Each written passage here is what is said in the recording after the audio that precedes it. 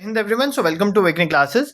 जैसे कि हमने क्वांट के जो क्वेश्चंस थे वो प्रैक्टिस किए थे, आज हम रीजनिंग में जो भी आपके सिलेबस में, जो जूनियर असिस्टेंट के सिलेबस में रीजनिंग के टॉपिक्स मेंशन है, उन पे हम एमसीक्यू का हम रिवीजन सेशन करेंगे। मतलब कुछ इंपॉर्टेंट, ये बेसिकली पीवाईक्यूज ही हैं, उनको हम डिस्कस करेंगे, उनको सॉल्व करेंगे और आपने ये क्वेश्चन खुद ट्राई करने।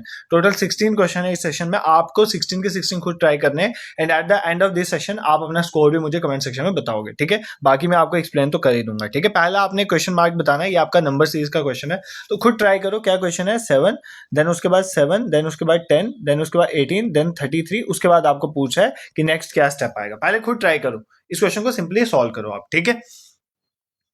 I hope you have tried it. देखो हम इसको अब सॉल्व करते हैं। देखो जब भी ऐसे क्वेश्चन आए ना नंबर सीरीज के, पहले इनके बीच में गैप लिखो। 7 और 7 के बीच में 0 का गैप है, इसमें कोई गैप नहीं है। 7 और 10 के बीच में कितने का गैप है? 3 का गैप है।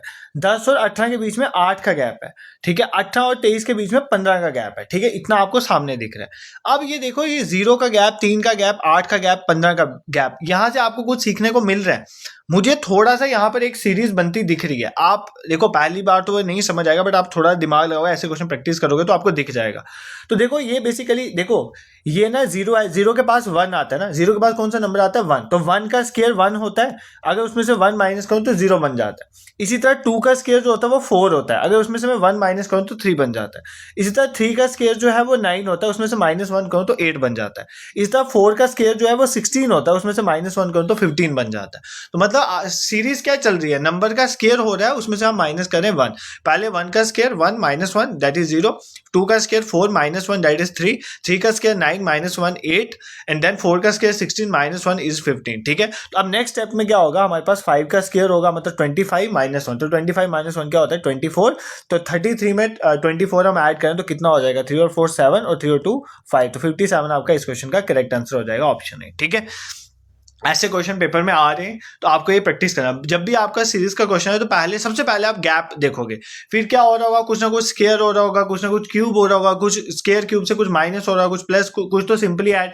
कई बार एक ही सीरीज में प्लस भी हो रहा होगा, माइनस भी हो रहा होगा, आपको कई बार मल्टीप्लाई हो रहा है, कई बार डिवाइड। आपने ये चीजें समझनी है, ठीक है। नेक्स्ट क्वेश्चन पे मूव करते हैं। देखो जितने भी आपके टॉपिक्स है ना, स्पीड, डिस्टेंस, टाइम को छोड़ के बाकी जितने भी रीजनिंग के टॉपिक है, सबके सभी तरह के क्वेश्चन मैंने डाले हुए हैं, और कुछ तो रिसेंट जेकेएसएसबी के पीवाईक्यूज भी डाले हुए हैं, ठीक है। अब देखो नेक्स्ट ये आपकी सीरीज क्या है, ये भी आपको सीरीज सॉल्व करनी है। पहले आपका नंबर है 18, देन आपका नंबर है 58, देन आपका 47, देन आपका 145, देन आपका 134, और उसके बाद हमें बताना है कि नेक्स्ट हमारा नंबर क्या आएगा, ठीक है। This is clear. इनका भी गैप लिखो, सबसे पहले आपने गैप लिखना है। तो 18 और 58 के बीच में, मतलब यहाँ पर प्लस 40 हो रहा है ना, 40 प्लस हो रहा है। अब यहाँ पर 58 के बाद 47 आ रहा है, इसका मतलब कुछ माइनस हो रहा है। तो कितना माइनस हो रहा है? 11 माइनस हो रहा है ना। 8 में 7 गए तो 1, और 5 में से 4 गए तो 1, ठीक है। इसमें से 11 माइनस हो रहा है। नेक्स्ट स्टेप में देखो, यहाँ पर क्या हो रहा है? 98 प्लस हो रहा है, ठीक है। कितना प्लस हो रहा है? 98 जो है प्लस हो रहा है। 8 7 जो हो गए, ठीक है, 8 7 15 हो गए, हाँ 98 यहाँ पर प्लस हो रहा है। और नेक्स्ट स्टेप में भी देखो, यहाँ पर भी 134 और 145 के बीच में 11 का गैप है, मतलब यहाँ पर 11 माइनस हो। मतलब हो क्या रहा है? आपका एक स्टेप में कुछ प्लस हो रहा है जो हमें नहीं पता क्या प्लस हो रहा है, नेक्स्ट स्टेप में 11 माइनस हो रहा है, फिर कुछ प्लस हो रहा है जो हमें नहीं पता, फिर 11 माइनस हो रहा है। अब यहाँ पर भी कुछ प्लस होगा और फिर नेक्स्ट स्टेप में कुछ 11 माइनस होगा, बट हमें वहां नहीं जाना, हमें ये जो प्लस हो रहा है ना वो पता करना। मतलब हमें ये प्लस वाली सीरीज को समझना है, ठीक है। माइनस वाली यहाँ पर क्वेश्चन नहीं पूछा है, प्लस वाली सीरीज समझनी है। तो देखो पहले स्टेप में 40 प्लस हो रहा है, दूसरे स्टेप में 98 प्लस हो रहा है। तो जब बहुत ज्यादा अब्रप्टली कोई नंबर बढ़ता है तो वो मल्टीप्लाई का केस होता है। तो अब मैं देखता हूं मल्टीप्लाई करके कैसे आ सकता है। तो अगर मैंने 18 से 58 में जाना तो किससे मल्टीप्लाई करोगे? आप 18 को 3 से मल्टीप्लाई करो, 18 3 54 होता है, प्लस 4 कितना होता है? 58। यही एक तरीका है मल्टीप्लाई करने का। अब देखता हूं मैं क्या सेम इसको भी करके वही आता है क्या। अगर मैं 47 को 3 से मल्टीप्लाई करूं और उसमें जो है प्लस 4 करूं तो क्या 145 आता है? तो चेक कर लो। 7 3 से 21, 1 लगा, 2 कैरी, और 3 4 से 12, ठीक है। 3 4 से 12 और 2 कितना हो गया? ठीक है 141। तो ये कितना बन गया? 47 इंटू 3 141। अगर इसमें 4 ऐड करो तो 145 बना, तो बिल्कुल बन रहा है। मतलब हो क्या रहा है, आपका जो नंबर है उस नंबर को आपने क्या करना है? 3 से मल्टीप्लाई करना है। उस नंबर को 3 से मल्टीप्लाई करने के बाद आपने क्या कर देना है? आपने प्लस कर देना है। कितना प्लस कर देना है? आपने 4 प्लस कर देना, आपका नंबर आ जाएगा। तो आपका नंबर क्या था? 135। तो आप 135 को क्या करोगे? 134 को 3 से मल्टीप्लाई करोगे तो कितना हो जाएगा? 12।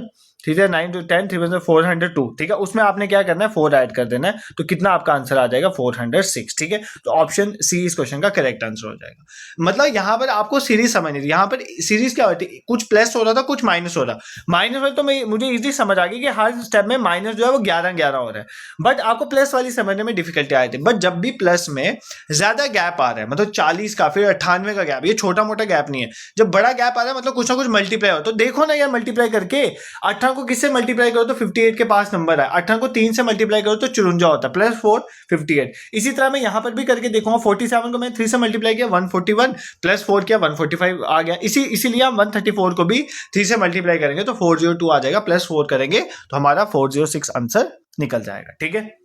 आई होप ये क्वेश्चन आप खुद ट्राई कर रहे हो और आप एक्सप्लेनेशन की जरूरत नहीं पड़नी चाहिए, आपको क्वेश्चन खुद सॉल्व करने। और ये कोई ऐसे क्वेश्चन नहीं है, ये सारे PYQs हैं, ठीक है, कुछ JK SSB के हैं, कुछ SSC CGL एग्जाम्स के हैं, ठीक है। तो आपको ये कुछ NTPC वगैरह के भी हैं, मैंने सारे PYQs ही हर एक पोर्शन के यहाँ पर डाले हुए, ठीक है। अब इस सीरीज को ट्राई करो, ये तो बहुत सिंपल है, ये तो बिल्कुल सिंपलेस्ट क्वेश्चन था, ठीक है। ये आपको इजिली, ये JK SSB नहीं पूछा है, बहुत सिंपल क्वेश्चन है, आपने इजिली कर लिया। क्या है 27, then we have 35, then we have 51, then we have 75, then we have 107, उसके बाद पूछ रहा है क्या आएगा, ठीक है।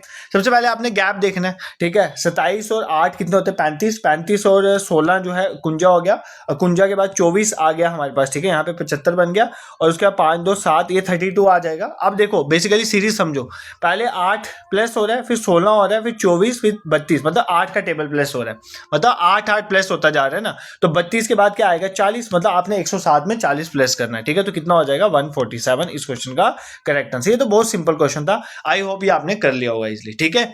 यार जब भी क्वेश्चन सामने आता है ना, पहले वीडियो को पॉज करो, उस क्वेश्चन को खुद निकालो। वैसे तो वो क्वेश्चन निकलना चाहिए, ठीक है, और उसी टाइम में निकलना चाहिए जितना पेपर में भी टाइम लगे, ठीक है। तो क्वेश्चन निकलना चाहिए, उसके बाद एक्सप्लेनेशन में यहाँ पर आपको प्रोवाइड कर ही रहा हूँ। तो बस आपने नंबर सीरीज के जो भी क्वेश्चन आएंगे उसमें क्या करना है, आपने पहले तो उनके बीच का गैप लिख लेना। मैक्सिमम सभी क्वेश्चन में आपने गैप लिखना है। अगर तो गैप बहुत एब्रप्टली बढ़ रहा है तो फिर मल्टीप्लाई या स्क्वायर या क्यूब कुछ हो रहा होगा, ठीक है। तो ये चीज समझ, अगर धीरे धीरे बढ़ रहा है तो कुछ प्लस ही हो रहा होगा, फिर प्लस वाली ट्रिक, फिर कई बार माइनस भी हो रहा होगा, कई बार एक ही सीरीज में प्लस भी हो रहा है और माइनस भी हो रहा है, फिर दोनों सीरीज समझनी है आपने, जैसे मैंने ऊपर वाला क्वेश्चन आपको प्रैक्टिस करवाया, ठीक है। नेक्स्ट क्वेश्चन पे मूव करते हैं। हाँ, अब यहां पर आपको लेटर कोडिंग का क्वेश्चन आ गया। अब आपने देखो, आपने इन पैटर्न को समझना है और इनके बेसिस में आपने बताना है कि इन ऑप्शन में कौन सा पैटर्न जो है वो सेम ये वाले पैटर्न को फॉलो कर रहा है, बस ये क्वेश्चन है। मतलब आपको ये पैटर्न जो है वो समझना है MGP और NIS का, और उसके बेसिस में आपने यहाँ पर देखना है कौन सा आंसर। देखो मैंने आपको कोडिंग डिकोडिंग बहुत अच्छे से करवाई हुई है, मैंने आपको इजोटिक से याद भी कराया था, E5 J10 O15 T20 और Y जो है हमारे पास 25, ये मैंने आपको याद भी कराई जो। फिर मैंने आपको और भी ट्रिक बताई थी, ठीक है, जैसे 6 होता है, ठीक है, वो उल्टा क्या, C का उल्टा X होता है, मैंने ऐसे आपको याद कराया था। 4 से याद कराया था, F का उल्टा U होता है, ठीक है। इसी तरह मैंने आपको हाई स्कूल से याद कराया था, H का उल्टा S होता है। तो ये सारे आपको पता होना चाहिए, वो आप उस लेक्चर में देख लें। अभी मेरे को आपको ये क्वेश्चन सॉल्व करवाने हैं, ठीक है। अब आपका पेपर बहुत पास है। तो देखो सबसे पहले आप समझो कि हो क्या रहा है।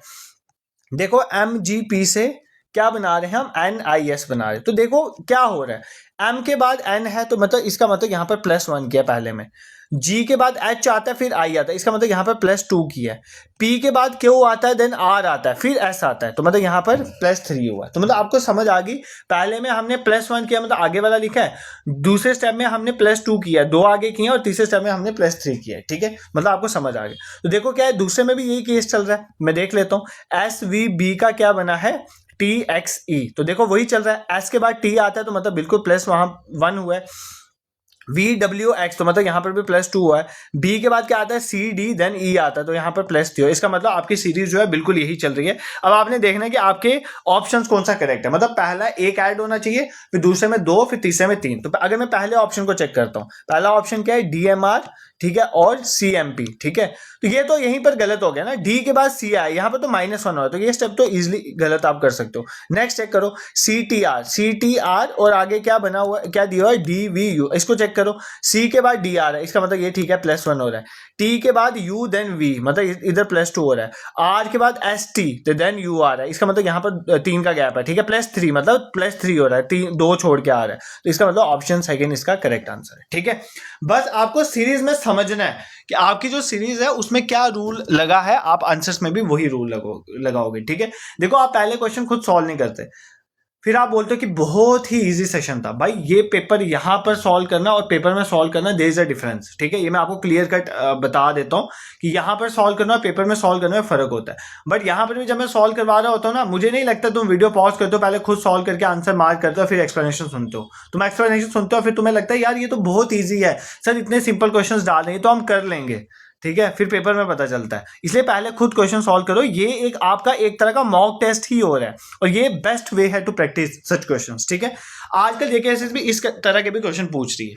जैसे आपको सर्टन कोड में क्या लिखा हुआ है, आपको रफ एंड रेडी को कोड किया एमओ, एचपी और केएम के साथ, ठीक है। एंड रोड इज रफ को कोड किया हुआ है टीएक्स, केएम और बीएन के साथ। हमें बताना है रफ का कोड क्या है, ठीक है।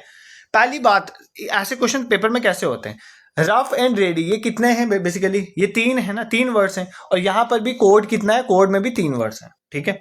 यहां पर भी रोड इज रफ, ये भी 3 वर्ड्स हैं और इनके कोड में भी 1 2 3 वर्ड्स हैं। इतना तो आपको समझ आ गया। इसका मतलब आपका हर एक वर्ड कोई एक कोड है, मुझे नहीं पता वो क्या है, ठीक है।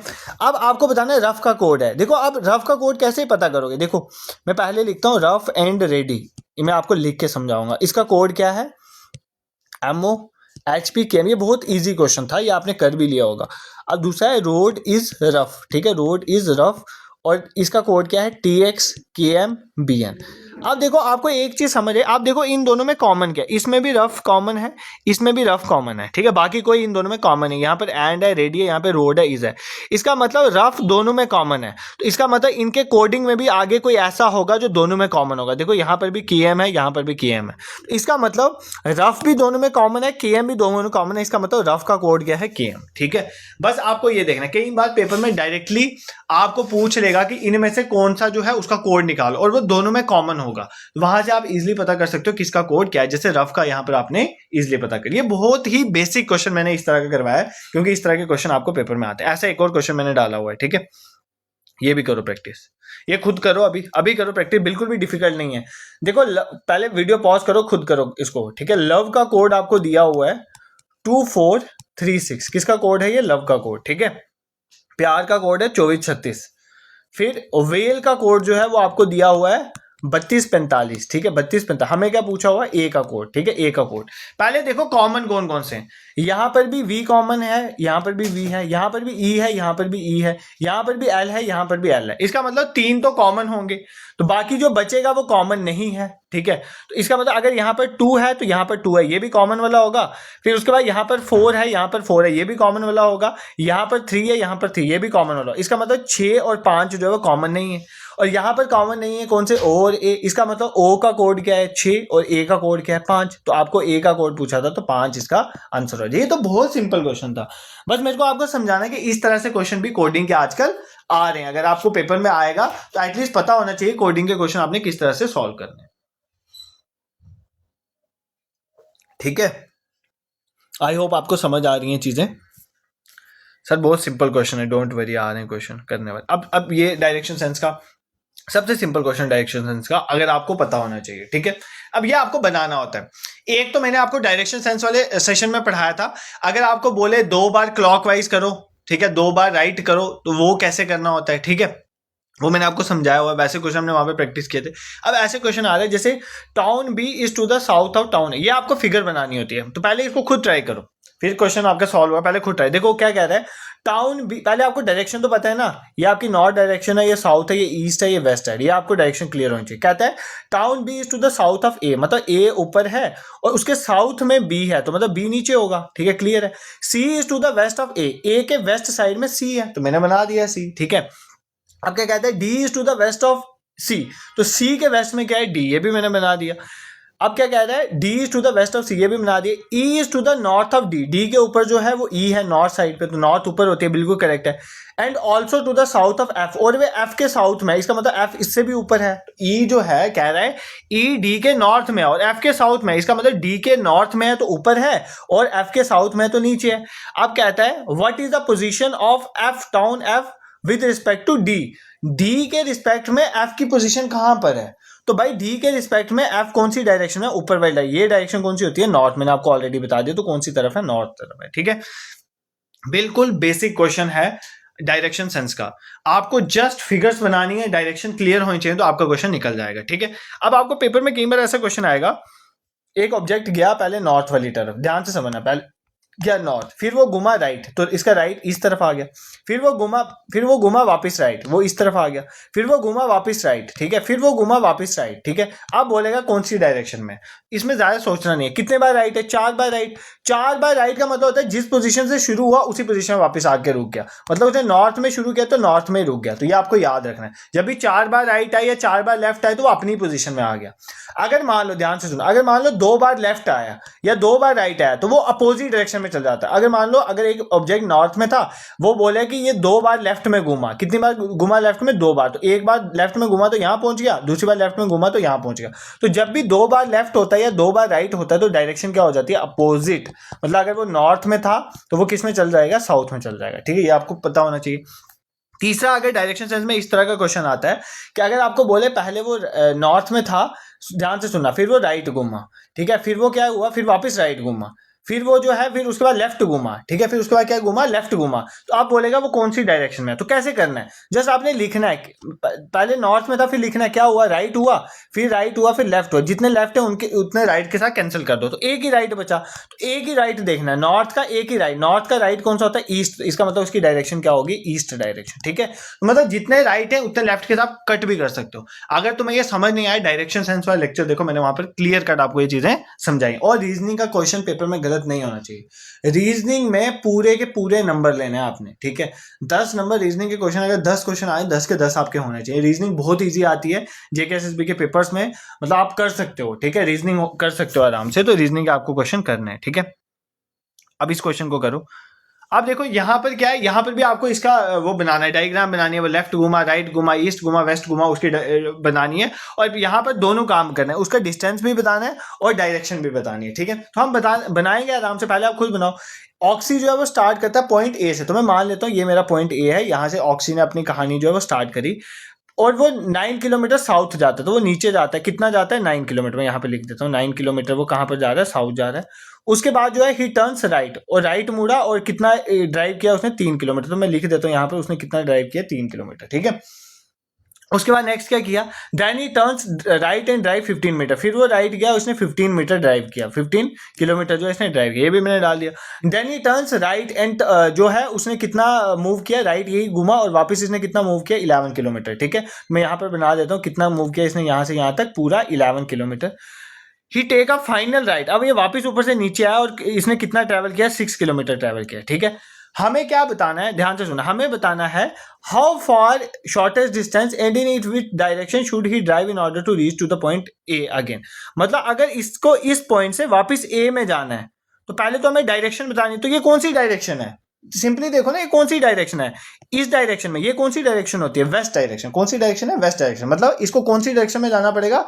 इसको वेस्ट डायरेक्शन में जाना पड़ेगा। पहले तो आपको ये क्लियर होना चाहिए, ठीक है। तो डायरेक्शन आ गई वेस्ट, आपको चेक करने की भी जरूरत नहीं थी। वेस्ट डायरेक्शन का एक ही ऑप्शन था, ऑप्शन 3 आपका करेक्ट हो जाता। बट फिर भी डिस्टेंस के लिए बोला, डिस्टेंस कैसे निकालोगे? देखो ऐसे क्वेश्चन पेपर में आते हैं। यहां से यहां तक कितना डिस्टेंस है? 3 किलोमीटर। ये टोटल डिस्टेंस कितना है? 11 किलोमीटर। तो जब इस 11 में से इस 3 किलोमीटर को माइनस कर दूंगा तो यहां से यहां का डिस्टेंस निकल जाएगा। देखो ना, यहां से यहां तक 3 है ना, ये 3 है, ये 3 है पूरा, और ये पूरा 11 है। तो 11 में से 3 को माइनस करेंगे तो ये वाला डिस्टेंस निकल जाएगा ना। तो 11 को में से 3 को माइनस करोगे तो 8 किलोमीटर। तो 8 किलोमीटर टू द वेस्ट, ये इसकी डायरेक्शन आ गई। जस्ट आपको डायरेक्शन सेंस में डायग्राम बनानी पड़ती है एक, अगर आपको वो बन गई तो वो क्लियर है। और अगर सपोज करो यहाँ पर किलोमीटर विलोमीटर नहीं पूछा होता तो आपने जस्ट क्या करना था? जितनी बार राइट घुमा, जितनी बार लेफ्ट घुमा, उसको कैंसिल कर देना था, आपका आंसर जो है वो निकल जाता। आपको डायरेक्शन आराम से पता चल जाती है वो कौन सी डायरेक्शन में आप जा रहे हैं, ठीक है। ऐसे क्वेश्चन मैंने प्रैक्टिस करवाए हुए हैं, आप डायरेक्शन सेंस में जाके उसकी वीडियो देख लेना। रीजनिंग में सेशन मैंने अभी डालता, कुछ ही दिन पहले डालता, तो वहां पर आपको क्लियर हो जाएगा, ठीक है। हाँ, अब ऐसे भी डायरेक्शन सेंस के क्वेश्चन आते हैं कि 105 स्टूडेंट्स हैं किसी क्लास में और एक रो में वो बैठे हुए हैं, ठीक है, फेसिंग नॉर्थ, मतलब ऐसे करके बच्चे बैठे हुए हैं, ठीक है। ये पूरी रो में बच्चे बैठे हुए हैं, 105 बच्चे बैठे हुए हैं। Ravi is 49th from the right end. Right end से, मान लो ये आपका राइट एंड है, राइट एंड से जो रवि है, मान लो ये रवि है, ठीक है। रवि, इसकी पोजीशन कौन से नंबर पे है? 49th नंबर पे इसकी पोजीशन है। इसका मतलब इससे इधर कितने बच्चे होंगे? 48 बच्चे इससे इधर होंगे, तो इसकी 49th पोजीशन है। And Shruti is 38 from the left. तो अगर मैं लेफ्ट साइड से बात करूं तो श्रुति, मान लो ये श्रुति हमारी, तो श्रुति की पोजीशन कौन सी है? श्रुति की 38th पोजीशन है। कहां से? लेफ्ट साइड से। रवि की पोजीशन कौन सी साइड से दी हुई है? राइट साइड से। हमें बताना है how many people stand between Ravi and Shruti. तो रवि एंड श्रुति के बीच में कितने बंदे हैं बैठे हुए हैं, हमें बच्चे ये बताना है, ठीक है। स्टूडेंट्स कितने? देखो सबसे पहले अगर आपको कभी भी ऐसा क्वेश्चन आए, अगर आपको मान लो ये निकालना है कि श्रुति और रवि के बीच में कितने बंदे बैठे हुए हैं, ठीक है, उसके लिए आपको, अगर आपको श्रुति की लेफ्ट साइड से पोजीशन पता है 38, आपको रवि की भी लेफ्ट साइड से पोजीशन पहले पता होनी चाहिए, फिर आप निकाल सकते हो, अदरवाइज नहीं निकाल सकते। तो सबसे पहले हम रवि की लेफ्ट साइड से पोजीशन निकालेंगे। अब कैसे निकलेगी? देखो सबसे पहले देखो रवि की क्या पोजीशन है राइट साइड से, 49। इसका मतलब रवि जो है 49 पोजीशन में, इसका मतलब 48 बच्चे रवि के बाद बैठे हुए हैं राइट साइड में। तो टोटल बच्चे कितने? 105। उसमें से इन 48 को मैं माइनस करूंगा तो मेरी रवि की पोजीशन निकल जाएगी फ्रॉम द लेफ्ट साइड। तो इसका मतलब रवि की पोजीशन लेफ्ट साइड से कौन सी है? 57। तो अगर मैं लेफ्ट साइड से बात करूं तो रवि कौन सी पोजीशन पे बैठा है? 57 पोजीशन पे बैठा है। इसमें किसी को कोई दिक्कत नहीं होनी चाहिए। मैंने क्या बताया? मैंने ये ध्यान से सुनो, इस क्वेश्चन में ये बोलता है टोटल 105 स्टूडेंट जो हैं वो बैठे हुए हैं एक रो में और नॉर्थ डायरेक्शन में देख रहे हैं। कहता है कि जो रवि है वो 49 पोजीशन में है राइट साइड से। राइट साइड से 49 पोजीशन में, इसका मतलब राइट साइड में रवि के आगे 48 बच्चा बैठा हुआ है। तो टोटल 105 बच्चा है। टोटल 105 में से 48 बच्चा जब मैं निकाल दूंगा तो मेरे को रवि की पोजीशन लेफ्ट से निकल जाएगी ना। अब तो वही करना आपने, टोटल में से रवि के राइट साइड में जितने बच्चे बैठे हैं उनको माइनस कर दो तो आपकी रवि की लेफ्ट साइड से पोजीशन निकल जाएगी। तो रवि की लेफ्ट साइड से पोजीशन कितनी है? 57। अब श्रुति की लेफ्ट साइड से पोजीशन कितनी है? 38। तो अगर आपने इन दोनों के बीच में कितना बच्चा है वो निकालना हो, जब भी इन दोनों के बीच में कितना बच्चा है वो निकालना हो तो क्या करोगे? 57 मतलब जो रवि की पोजीशन है, जो बड़ी, जो ज्यादा दूर वाली पोजीशन है, उसमें से पास वाली पोजीशन को माइनस करोगे और एक -1 एक्स्ट्रा करना पड़ता है, फॉर्मूला में होता है ये, ठीक है। तो आप इसको माइनस करोगे तो आपको इन दोनों के बीच में कितने बंदे वो निकल जाएगा। तो कितना आ जाएगा? 18 आ जाएगा। कितना आ जाएगा? 18% आपका आ जाएगा, ठीक है। दिस इज क्लियर, ठीक है। अब आप बोलोगे कि सर ये तो आपने क्लियर कर दिया हमें कि इन दोनों को माइनस करेंगे तो हमारा नंबर ऑफ पर्सन दोनों के बीच में वो निकल जाएगा, बट आपने -1 क्यों किया? उसका कंसेप्ट समझाता हूं, ठीक है।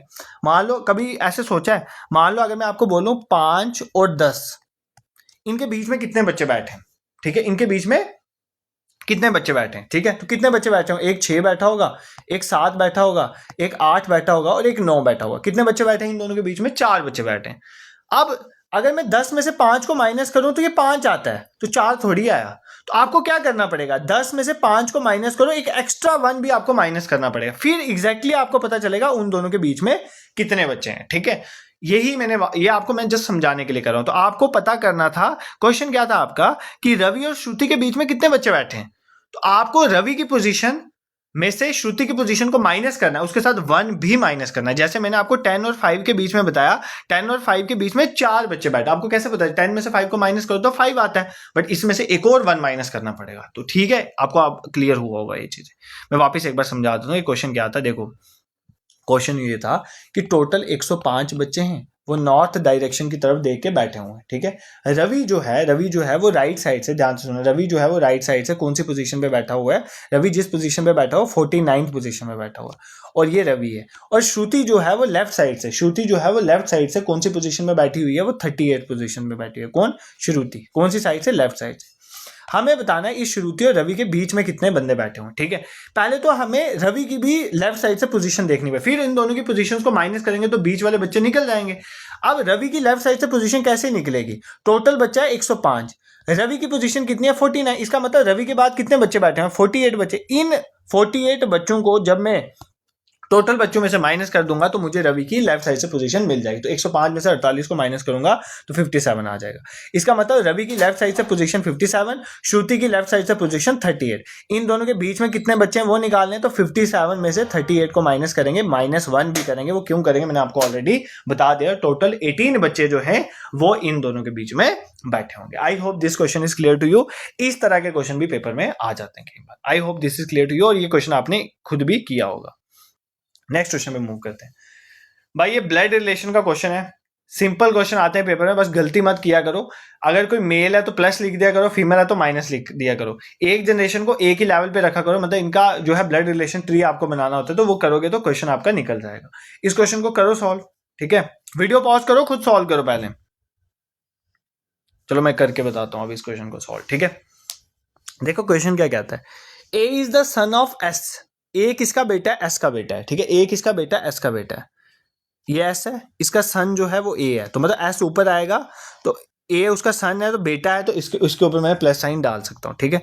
D is the daughter of F, इनके साथ कोई लेना देना नहीं है, ये जस्ट बोल रहा है डी जो है वो किसकी डॉटर है, डॉटर मतलब बेटी है, तो एफ की वो डॉटर है, ठीक है, एफ की वो डॉटर है, तो एफ जो है इसका पेरेंट हुआ। मुझे नहीं पता ये मेल है या फीमेल है, मुझे ये चीज़ नहीं पता है, ना मुझे एस का पता है ये मेल है या फीमेल है, ना मुझे एफ का पता, बट इतना मुझे पता है कि एस का जो है ये बेटा है, ए तो ए सन है तो मैंने प्लस डाल दिया, एफ की ये बेटी है तो मैंने इसके ऊपर नेगेटिव साइन डाल दिया, मतलब फीमेल के लिए।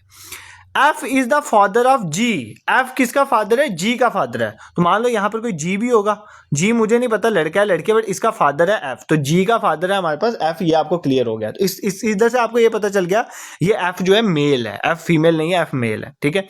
अब कह रहा है G is the sister of ए, जी ए की क्या है, बहन है, जी किसकी बहन है, ए की बहन है, तो ये भाई बहन हुए, तो ये नेगेटिव साइन आ गया, ए की बहन क्या है, जी है, ठीक है, दिस इज क्लियर, कोई दिक्कत तुम्हें यहाँ पर नहीं होनी चाहिए। अब कहता है A is married to Q, ए की शादी क्यू के साथ हुई है, ए लड़का है तो क्यू इसकी क्या होगी, वाइफ होगी, तो क्यू क्या होगी, नेगेटिव होगी।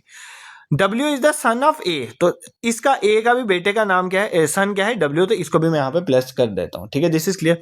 हमें बताना है how is S related to D, S का डी के साथ क्या लेना देना है, ठीक है, एस का डी के साथ क्या लेना देना है, हमें ये बताना है एस का डी के साथ क्या लेना देना है, ठीक है। देखो मेरी बात सुनो, ये था फादर किसका, जी का, ठीक है, ये फादर है ना किसका, जी का फादर है, तो ये इसके बच्चे हैं, ये दोनों इसकी बेटियां हैं, ठीक है, तो ये इसका क्या हुआ, ये एक जनरेशन में, तो ये इसका भाई है, ये क्या है, भाई है, तो ये ए का बेसिकली ये भाई बहन है, ये तीनों भाई बहन है इस ग्रुप में, ठीक है, ये तीनों भाई बहन है, तो हमें पूछ रहा है कि एस डी का क्या लगा, तो भाई अगर ये भाई बहन है, ये इसका बच्चा है और ये इसका फादर है, तो मतलब ये इसकी वाइफ हुई ना, तो इसका मतलब ये डी की क्या हुई होगी, मदर हुई होगी, डी की क्या एस होगी, मदर होगी, तो ऑप्शन ए इस क्वेश्चन का करेक्ट आंसर है, ठीक है। इस क्वेश्चन को खुद भी ट्राई करो, बहुत सिंपल क्वेश्चन है, कुछ नहीं कह रहा है कि ए जो है वो एस का बेटा है, ठीक है, तो ए एस का सन आ गया, डी जो है वो बेसिकली एफ की डॉटर है, तो डी एफ की बेटी आ गई, एफ जो है फादर है जी का, तो इसका मतलब ये है ये दोनों भाई बहन है या बहन बहन है, मुझे नहीं पता क्योंकि मुझे जी का जेंडर अभी तक नहीं पता है, बट यहाँ पे पता चल गया जी इज द सिस्टर ऑफ ए, इसका मतलब जी लड़की है, इसका मतलब ये तीनों जो है भाई बहन है, तो भाई अगर एस का बेटा ये है तो ये एस की क्या होगी, बेटी ही होगी ना, तो क्योंकि ये लड़की है, तो इसका मतलब क्वेश्चन में पूछा है कि एस जो है वो डी की क्या लगी, तो डी की मदर लगी, क्योंकि अगर ये डी का फादर है और अगर ये इसका बच्चा है तो भाई ये इसकी बीवी होगी ना, तो बेसिकली डी की मदर जो है वो एस लगी, ठीक है। इस क्वेश्चन को पहले खुद सॉल्व करने की कोशिश करना, ये क्वेश्चन आपको इजीली हो जाएगा, इतना मुश्किल क्वेश्चन नहीं था और ऐसे क्वेश्चन पेपर में आते हैं, ठीक है। अब यहाँ पे इस क्वेश्चन को डालते हुए मेरे से एक गड़बड़ हुई थी, मैं करेक्ट कर लेता हूँ, ठीक है। A dollar B means A is the son of B, next A plus B मतलब A is the brother of B, A dollar B मतलब A is the wife of B, यहां पर था ए डिवाइड है, यहाँ पे ए डिवाइडेड बाय बी, ये याद रखना, A divided by B means A is the father of B. Based on the above statement how is E related to N, हमें बताना है ई डॉलर एफ, ठीक है, E dollar E at the rate F dollar G plus N नहीं था, यहाँ पर change था, मैं क्वेश्चन देख लेता हूँ एक सेकंड ना, यहाँ पे गड़बड़ हुई है मुझे क्वेश्चन डालते वक्त, मैं देख लो जी डिवाइडेड बाय एम है, यहाँ पे डिवाइड है, इसने प्लस को ना डिवाइड कर दिया जब मैं इसको चेंज कर रहा था, ठीक है। बेसिकली आपको निकालना है E at the rate F dollar G divided by M plus N, आपको इसको सॉल्व करना है, और क्या दिया हुआ है ए डॉलर बी का मतलब है A is the son of B, A plus B का मतलब है A is the brother of B, A at the rate B का मतलब है A is the wife of B, और ए डिवाइडेड बाय बी का मतलब है A is the father of B. तो इस बेसिस पे आपने बताना है ई और एन के बीच में क्या रिलेशन है, ठीक है, बहुत सिंपल क्वेश्चन आप कर लोगे। ऐसे क्वेश्चन कहाँ से सॉल्व करने, क्वेश्चन से ही सॉल्व करना है, जो निकालने के लिए बोला है उसी को बस यूज करना है। पहला ई एट द रेट ए, तो एट द रेट का क्या मतलब है, एट द रेट का मतलब wife, E at the rate F का मतलब क्या होगा, E is the wife of F, तो मतलब ई जो है वो एफ की क्या है, वाइफ है, इसका मतलब ये नेगेटिव वुमेन ये मेल हो जाएगा, तो E is the wife of F, ठीक है, ई किसकी वाइफ है, एफ की। सेकंड बोल रहा है एफ डॉलर जी, तो डॉलर का मतलब क्या था, son of A dollar B का मतलब क्या, is the son of B, F dollar G मतलब F is the son of G, तो एफ किसका सन है, जी का सन है, ठीक है, तो जी का सन आ गया, ठीक है, तो जी हमारा ऊपर आ गया, ठीक है।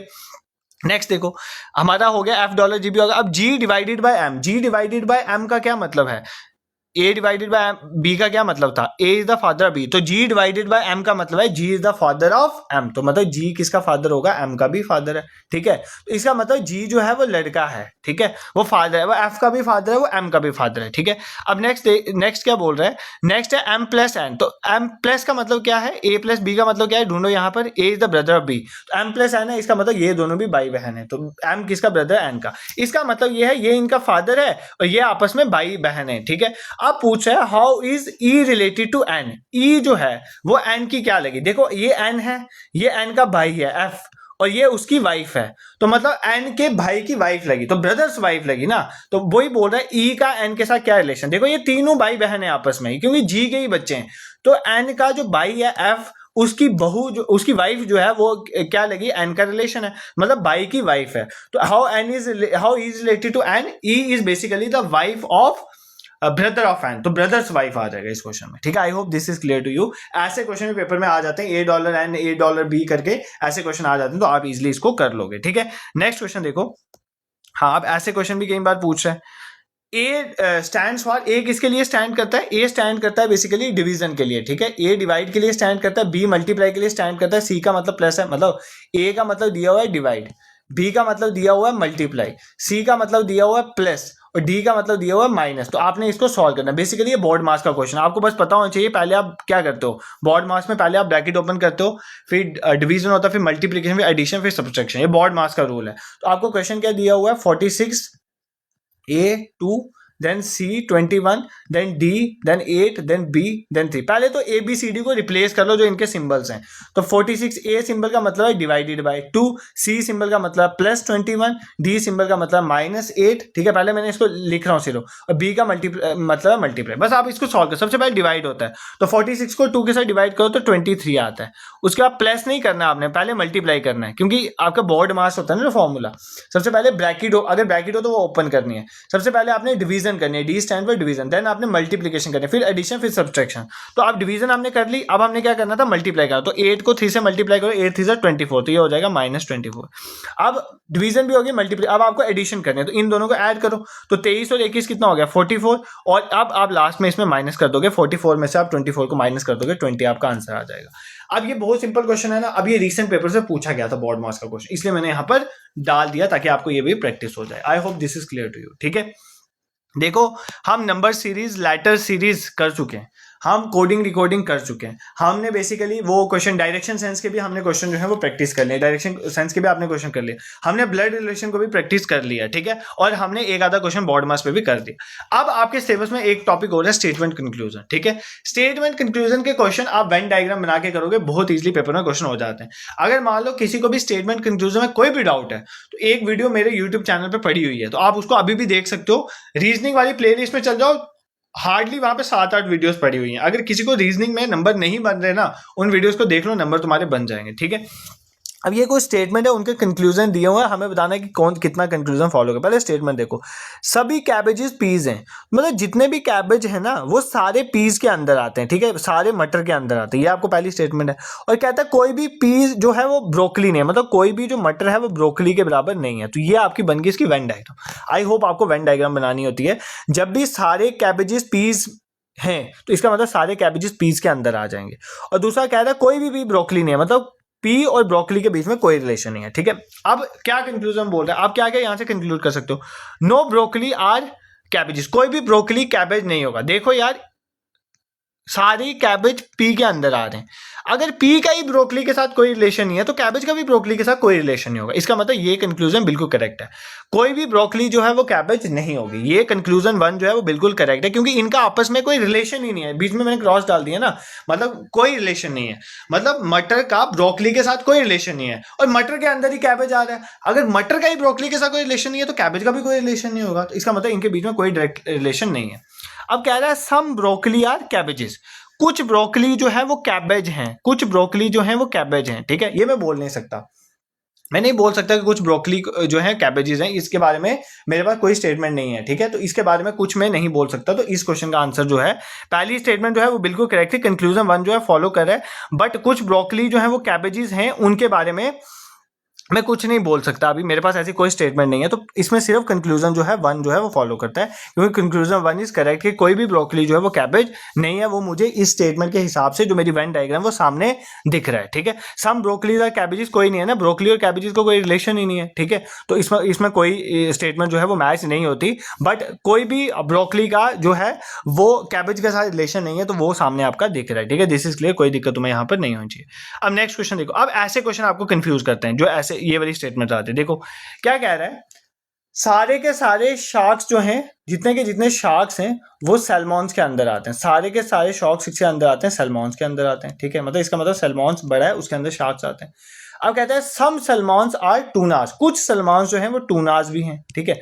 अब मुझे नहीं पता कौन से सैल्मॉन टूनास हैं, मान लो शार्क ऐसे सैल्मॉन, देखो शार्क्स जो है सैल्मॉन के अंदर ही आ रहे हैं, मान लो ऐसे सैल्मॉन्स टूनास हैं जो शार्क नहीं है, और मान लो कुछ ऐसे सैल्मॉन्स भी हो सकते हैं टूनास जो शार्क भी हैं, ठीक है। तो कुछ भी हो सकता है, मुझे नहीं पता।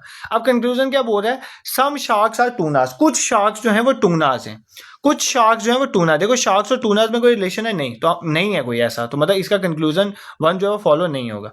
नो टूनास आर शार्क, कोई भी टूना जो है वो शार्क नहीं, मैं नहीं बोल सकता यार, मैं नहीं बोल सकता कोई भी टूना शार्क नहीं है। मान लो कोई टूना शार्क भी हो सकती है, देखो ये बेसिकली जो फिगर होती है दो तरह से बनती है।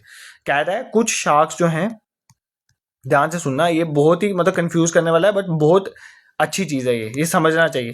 सम शार्क्स और सलमान, कुछ शार्क्स, ऑल शार्क्स और सलमान, मतलब सारी शार्क जो है सलमान के अंडर आती हैं, बट कह रहा है कुछ सलमान टूना है। अब कुछ ये वाली सलमान भी तो टूनाज हो सकती है ना, ये वाली भी टूनाज हो सकती है। अगर ये वाली टूनाज होगी तो इसका मतलब कुछ टूना शार्क भी हैं यहां से, बट इस केस में तो कोई शार्क टूना नहीं है, मतलब इसकी दो तरह की डायग्राम बन सकती है। अब आपका कंक्लूजन क्या बोल रहा है, कह रहा है सम शार्क्स आर टूना, तो भाई देखो ना यहाँ पर तो कोई शार्क टूना नहीं है, तो मैं नहीं बोल सकता ये चीज कि ये कंक्लूजन फॉलो करे। इसी तरह कोई बोल रहा है नो टूना आर शार्क, कोई भी टूना शार्क नहीं है। अगर आप इस डायग्राम को देखोगे तो आपको लगेगा टूना और शार्क में कोई रिलेशन है, बट इसको देखोगे तो टूनाज और शार्क्स में रिलेशन है, कोई टूना शार्क्स है, तो इसका मतलब ये भी सेटिस्फाई नहीं हो रहा है, मतलब इसकी दो डायग्राम्स बनेगी, तो दोनों में से एक तो सेटिस्फाई हो रही है बट दूसरी तो सेटिस्फाई नहीं हो। जब तक दोनों सेटिस्फाई नहीं होंगी तब तक आप इसका आंसर नहीं दे सकते, तो कोई कंक्लूजन जो है फॉलो नहीं होता है, ठीक है। देखो ये स्टेटमेंट कंक्लूजन एक अभी ऐसे ही समझाने में पूरा कवर नहीं होता, आपको स्टेटमेंट कंक्लूजन की वीडियो देखनी पड़ेगी, आपको क्लियर हो जाए। मैं वापस बता देता हूं, जैसे मान लो क्या होता है, मान लो बोल देता है ऐसे ऑल बॉयज आर गर्ल्स, ठीक है, ऑल बॉयज आर गर्ल, ठीक है, सारे बॉयज जो हैं वो गर्ल हैं। अगर ऐसी स्टेटमेंट है, इसका मतलब सारे बॉयज जो हैं वो किसके अंदर आएंगे, गर्ल्स के अंदर आएंगे, अगर मैं ऐसे मान के चल रहा हूँ, ये आपको स्टेटमेंट दी हुई है, ठीक है। अगर मैं आगे से आपको ये स्टेटमेंट बोल देता हूँ नो गर्ल इज ब्यूटीफुल, कोई भी गर्ल ब्यूटीफुल नहीं है, तो मतलब ब्यूटीफुल और गर्ल के बीच में कोई रिलेशन नहीं है आपका, ठीक है। तो अब अगर आपको पेपर में कंक्लूजन पूछे कि कोई बॉय ब्यूटीफुल नहीं है, तो आप बोलोगे यस कोई भी बॉय ब्यूटीफुल, क्यों, क्योंकि बॉयज गर्ल्स के अंदर ही आ रहे हैं, और अगर गर्ल्स ही ब्यूटीफुल नहीं है तो बॉयज भी ब्यूटीफुल नहीं हो सकते, बस कहानी खत्म। ये स्टेटमेंट ठीक है, बट अगर सपोज करो ये आपको कंक्लूजन ठीक है, इस कंक्लूजन में कोई दिक्कत नहीं है, बट अगर आपको ये बोले, ध्यान से सुनना, अगर आपको बोले some boy all boys are girls, सारी बॉयज किसके अंदर आते हैं, गर्ल्स के अंदर, ठीक है, and some girls are beautiful, ठीक है, सम गर्ल्स आर ब्यूटीफुल, कुछ गर्ल्स जो है वो ब्यूटीफुल हैं, ठीक है, कुछ गर्ल्स ब्यूटीफुल हैं। अब मेरी बात मानो, कुछ गर्ल्स जो हैं ब्यूटीफुल हैं, वो ये वाली गर्ल्स भी हो सकती हैं ब्यूटीफुल, अब ये वाली गर्ल्स भी तो ब्यूटीफुल हो सकती है ना, क्योंकि बॉयज भी तो गर्ल्स के अंदर ही आ रहे हैं, ये भी तो ब्यूटीफुल हो सकती हैं। तो अगर मैं इसको मान के चलूं तो इसका मतलब है कोई भी बॉय ब्यूटीफुल नहीं है, क्योंकि बॉय तो यहां पर नहीं आ रहा है, बट अगर मैं इस डायग्राम को मान के चलूं तो फिर ये वाले बॉयज तो ब्यूटीफुल आ रहे हैं ना। तो इसका मतलब आप इस केस में आपकी दो डायग्राम्स बनती है और दोनों सिचुएशन जो है सेटिस्फाई नहीं होती हैं। जब तक पूरी सिचुएशन सेटिस्फाई नहीं होंगी तब तक आप उस कंक्लूजन को नहीं मान सकते, इसलिए मैं किसी भी कंक्लूजन को यहाँ पर नहीं मान सकता, ठीक है। आप वापस इस डायग्राम को देखो, यहाँ पर क्या था, मैं बार बार इसलिए समझा दूंगा, ऐसे क्वेश्चन कंफ्यूज करते हैं। कुछ शार्क्स जो है वो सलमन्स हैं, और सारे शार्क्स जो है, सॉरी ऑल शार्क्स और सलमन, सारे शार्क जो है सलमन से वो सलमन्स के अंदर आ रहे हैं, और कुछ सलमन जो है टूनास हैं। अब कहता है कुछ शार्क्स टूनास हैं, देखो शार्क्स और टूनास में इस डायग्राम में कोई रिलेशन है, इसका मतलब कोई भी शार्क टूना नहीं है, तो मतलब ये पूरा फॉलो तो नहीं हो रहा, तो मैं इसको कंक्लूजन नहीं मान सकता।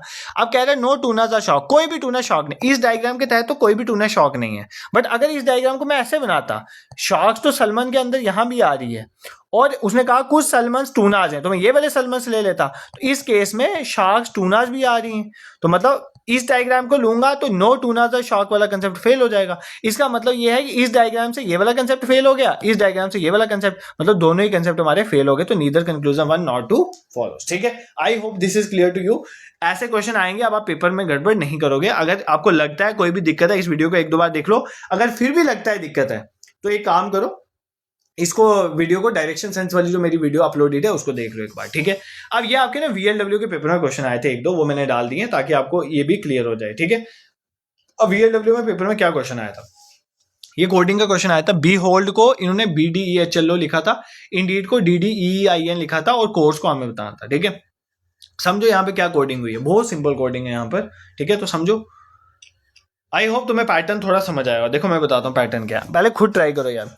बी होल्ड को इन्होंने क्या लिखा है, BDEHLO, बस इसने क्या किया है, इसने इनको अल्फाबेटिकल लिखा है। सबसे पहले अल्फाबेट में बी आता है तो इन्होंने बी लिखा, फिर डी आता है, बी के बाद डी आता है, BCD, तो फिर डी लिखा, फिर ई आता है, फिर ई लिखा, फिर एच आता है, फिर एच लिखा, फिर एल आता है और फिर ओ आता है। तो इन्होंने इस तरह से इसको लिख दिया। इसी तरह इंडीड को भी इन्होंने सबसे पहले इन सब में डी पहले आता है, फिर ई आता है, फिर आई आता है, फिर एन, ऐसे लिखता। हमें कोर्स का लिखना था, कोर्स में सबसे पहले और सबसे लास्ट में क्या आता है। ठीक है, तो बस हमें लिखना था। तो सबसे पहले इनमें क्या आता है, सी आता है, उसके बाद हमारे पास ई आता है। ठीक है, ई आता है, ठीक है, उसके बाद ओ आता है, ठीक है, ओ आता है, उसके बाद RSTU, तो आर आएगा, उसके बाद एस आएगा, फिर टी नहीं है यहाँ पे तो फिर यू आएगा। ठीक है, तो CEO RSU इस क्वेश्चन का आंसर हो जाएगा ऑप्शन डी। ठीक है, तो ये बेसिकली इस तरह से कोडिंग की थी अल्फाबेटिक, और काफी अल्फाबेटिकल कोडिंग के आते हैं। कई बार वॉवल्स के भी क्वेश्चन आते हैं, जैसे मान लो डियर, ठीक है, इसको कोड कर देगा 2, ईगल, ठीक है, इसको कोड कर देगा आपका 3, और आपको बोलेगा 4, इसकी कोडिंग करो, इसका कोड क्या आएगा 2। क्या किया इसने बेसिकली वॉवल्स लिए AEIOU। ठीक है, यहाँ पर 2 वॉवल्स आए थे तो इसने इसका कोड 2 कर दिया। यहाँ पर कितने वॉवल्स आए थे, 3, ई 2 बार है और 1 बार है, तो इसने कितना कोड कर दिया, इसका 3। तो अब यहाँ पर इसका कोडिंग पूछो तो इसमें 2 वॉवल आए तो 2। ऐसे क्वेश्चन भी आते हैं कई बार वॉवल्स के। ठीक है, ये अच्छे से कवर कर लेना, ऐसे क्वेश्चन आपके दिमाग में होने चाहिए। तो मैंने कोडिंग डिकोडिंग वाले सेशन में आपको सारे इस तरह के क्वेश्चन जो है प्रैक्टिस करवाए थे। ठीक है, अब ये क्वेश्चन आपका आता है डायरेक्शन सेंस का एक और क्वेश्चन, शेडो वाला क्वेश्चन। अपने पीछे वाले सेशन में भी मैंने जब आपको रीजनिंग रिवाइज करा था तो वहां पर भी पढ़ाया था, आज वापस पढ़ा रहा हूं। ऐसे क्वेश्चन पेपर में आते हैं। शेडो काम है, देखो शेडो आपको सिंपली समझ आना है, जहां पर सन होगा उसके अपोजिट डायरेक्शन में शेडो बनेगी। सन ईस्ट में है तो शेडो वेस्ट में बनेगी, सन वेस्ट में है तो शेडो ईस्ट में बनेगी। इसका मतलब मॉर्निंग टाइम सन ईस्ट में होता है, शेडो वेस्ट में बनती है, और इवनिंग टाइम सन वेस्ट में होता है तो शेडो कहां पे बनती है, ईस्ट में बनती है। ठीक है, अब कह रहा है 1 मॉर्निंग, इसका मतलब 1 मॉर्निंग, तो आपने यहीं पे समझ आना है सन कहां पर है, यहां पर ईस्ट में, मॉर्निंग टाइम में सन ईस्ट में, और शेडो कहां बनेगी, यहां पर शेडो बनेगी। मतलब आपने शेडो इसी तरह बनानी है और कहीं शेडो नहीं बनानी। तो मनीष एंड अली जो है एक दूसरे की तरफ बातें कर रहे हैं फेस टू फेस, एक दूसरे की तरफ देखे। अली की जो शेडो है वो exactly to the left of Manish. Ali की जो शेडो है वो मनीष के लेफ्ट में गिर रही है, मनीष के लेफ्ट में गिर रही है अली की शेडो। देखो शेडो इसी तरफ गिरनी चाहिए, हमें अली और मनीष को फेस टू फेस लेना है। देखो मैं अगर अली को, सिंपली समझना, आपको क्लियर हो जाएगा। अगर मैं अली को ऊपर रखता हूं और मनीष को नीचे रखता हूं, ठीक है, ऐसे मैं मान के चलता हूं, ये दोनों फेस टू फेस हो गए, मतलब मनीष इधर देख रहा है, अली इधर देख रहा है, तो ये दोनों फेस टू फेस करें। अब कह रहा है कि अली की शेडो जो है वो मनीष के लेफ्ट में गिरनी चाहिए, शेडो हमेशा वेस्ट में बनेगी। तो देखो अली जो है वो इस तरफ देख रहा है, ये सूरज यहाँ पर है, तो अली की शेडो कहाँ पर गिरी है, इस तरफ। ये मनीष का कौन सी तरफ है, मनीष का लेफ्ट ही है ना, मनीष ऊपर देख रहा है तो मनीष का लेफ्ट है। तो इसका मतलब जो है अली की शेडो जो है मनीष के लेफ्ट में पड़ रही है। इसका मतलब अली और मनीष इस तरह से खड़े होंगे। हमें क्या पूछा है, विच डायरेक्शन में मनीष फेस है, मनीष कौन सी डायरेक्शन में देख रहा है, मनीष नॉर्थ डायरेक्शन में देख रहा है। कौन सी डायरेक्शन में देख रहा है, नॉर्थ डायरेक्शन में। अगर आप बोलो ऐसे नहीं तो आप, अगर मैं मनीष को ऊपर रखता फिर क्या होता, मैं बताता हूँ अभी। मान लो आपका सन ईस्ट में है, डायरेक्शन आपकी वेस्ट में बनेगी। अब आप इस केस में मनीष को ऊपर रखो और अली को नीचे रख दो। अब आपको क्वेश्चन में क्या बोला कि जो अली की शेडो यहाँ पे बननी चाहिए, शेडो बनेगी वेस्ट में क्योंकि मॉर्निंग टाइम है। अब कह रहे हैं कि अली की जो शेडो है वो मनीष के लेफ्ट में बननी चाहिए, अली की जो शेडो है वो मनीष के लेफ्ट में बननी चाहिए। ये मनीष का राइट है, ये मनीष का लेफ्ट है, ठीक है, ये मनीष ऐसे मुड़ा हुआ है ना, तो ये इसका राइट आ गया, ये इसका लेफ्ट आ गया। तो अली की शेडो बोल रहा है मनीष के लेफ्ट में बननी चाहिए, तो मनीष का लेफ्ट कौन सा आ गया, इधर। इसका मतलब इस केस में शेडो यहाँ पर बनेगी, तो शेडो यहाँ बन ही नहीं ना सकती क्योंकि भाई सूरज ईस्ट में है, सूर्य देव आपकी ईस्ट में, तो शेडो वेस्ट में बनेगी। इसका मतलब शेडो इस तरफ ही बननी चाहिए। तो इसका मतलब ऐसे मनीष और अली नहीं खड़े हो सकते। मनीष साउथ की तरफ देख के खड़ा नहीं हो सकता। तो मनीष कैसे खड़ा होगा? मनीष नॉर्थ की तरफ देख के खड़ा होगा और अली साउथ की तरफ देख के खड़ा होगा। तो अली ऐसे देखेगा, मनीष ऐसे देखेगा नॉर्थ की तरफ। इससे क्या होगा कि सन आपका यहाँ पर है और देखो अली की शेडो कहाँ बन रही है? अली की शेडो, ये सूरज है ना, तो सूरज के अपोजिट शेडो बनती है, तो शेडो ऐसे बनेगी। अली की शेडो इस तरह बनेगी। तो ये मनीष का कौन सा है? मनीष यहाँ पे देख रहा है, मनीष का लेफ्ट ही है, तो अली की शेडो जो है मनीष के लेफ्ट पे बन रही है। तो यही आपको क्वेश्चन में बोला था कि अली की जो शेडो है वो मनीष के लेफ्ट में बननी चाहिए। तो बिल्कुल लेफ्ट में बन रही है शेडो, वेस्ट साइड में बन रही है, तो लेफ्ट में बन रही है। अब आपको क्वेश्चन में बोला मनीष किस डायरेक्शन में देख रहा है? मनीष ऊपर देख रहा है। ऊपर कौन सी डायरेक्शन है? North direction. तो मनीष कहाँ पर देख रहा है? नॉर्थ में देख रहा है। I hope this is clear to you. ये सारे क्वेश्चन तुम्हें समझ आए होंगे। देखो आई हैव ट्राइड कि तुम्हें ये क्लियर हो जाए, बट अगर मेरी तरफ से अगर कोई समझाने में गड़बड़ हुई है तो आप एक काम करना, जो भी रीजनिंग में सेशंस डाले हैं वो देख सकते हो। वीडियो में आपको प्लेलिस्ट अवेलेबल। अगर आपको सेशन पसंद आया, you can support me bye subscribing this YouTube channel, और टेलीग्राम और व्हाट्सएप को जरूर ज्वाइन कर लो। कोई भी इंपॉर्टेंट इन्फॉर्मेशन दिस दैट मैं वहीं पर शेयर करता हूँ। जितने भी जूनियर असिस्टेंट के बच्चे हैं, आपका सबसे पहले 2 दिन पहले आपका जीके इंडिया का इसी तरह मैंने मॉक टेस्ट लिया था, फिर मैंने कल आपका क्वांट का टेस्ट लिया, आज मैंने आपका रीजनिंग का टेस्ट लिया। अब आपका कंप्यूटर, इंग्लिश और आपका जो है जीके जम्मू कश्मीर वाला पोर्शन बच गया। 3 दिन में हम उनको भी कवर कर लेंगे, ठीक है। इसके साथ मैराथन सेशन और भी क्लासेस जो है यूट्यूब में अवेलेबल हैं। कंप्लीट मैराथन सेशन वाली प्लेलिस्ट है जो रिवीजन में आपके लिए बेस्ट है, आप उसको यूज कर सकते हो। और बाकी जो जूनियर असिस्टेंट के बच्चे हैं, अगर एग्जाम ओरिएंटेड टेस्ट प्रैक्टिस करना चाहते हैं तो गूगल में awakeningclasses.in लिख के आप वहां पर सेक्शन और फुल लेंथ टेस्ट दे सकते हैं। This is for today. I hope आपको ये सेशन पसंद आया होगा। अगर पसंद आया तो सब्सक्राइब यूट्यूब चैनल को आप कर सकते हो, शेयर भी कर सकते हो फ्रेंड के साथ। Thank you so much for watching. और जो भी सेशन आपको चाहिए अभी, ठीक है, आप वो मुझे कमेंट सेक्शन में कर सकते हो, और साथ में अपना स्कोर भी आप मुझे बता सकते हो। What are your views about this session. Thank you so much for watching.